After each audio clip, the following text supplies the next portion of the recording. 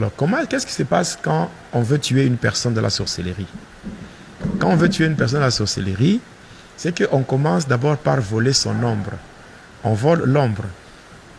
Vous voyez, quand une personne marche, il y a le reflet de son corps, c'est l'ombre. Voilà, maintenant on commence par voler l'ombre. C'est comme ça qu'on fait. On vole d'abord l'ombre.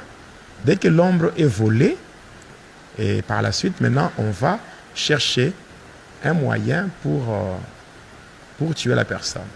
Ça sera soit par un accident, par une maladie. Donc on va chercher par un accident et tout ça. Et la personne va mourir. Dès que la personne meurt, on peut même appeler un médecin pour vérifier les signes vitaux. Et la personne ou le médecin va même confirmer. Non, normal, même un médecin normal, il peut même confirmer le décès. Parce que pour confirmer le décès, il faut vérifier les signes vitaux. Et c'est tout. Et puis on confirme, donc on confirme. Et quand on confirme, on dit que la personne est décédée. Mais en réalité, cette personne n'est pas encore morte. Cette personne est encore en vie. Oui. La personne est encore en vie. Maintenant, la nuit. La nuit maintenant, quand on va aller enterrer la personne.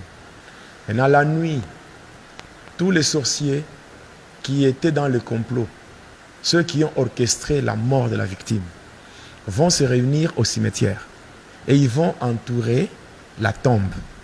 Et le sorcier qui a fait le sacrifice, on va lui donner un fouet.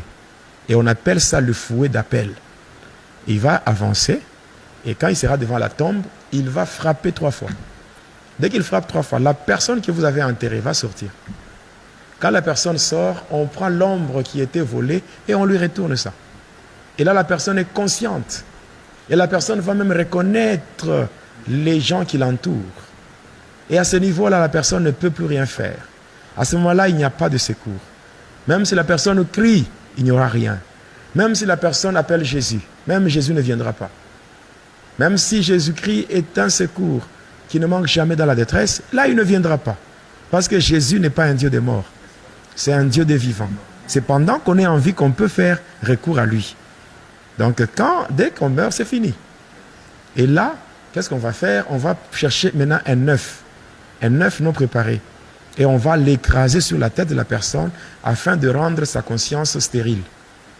Après avoir fait cela, on va utiliser un objet qui ressemble à un malaxeur. Donc, il y a une boule d'un côté. On va frapper au niveau de la nuque.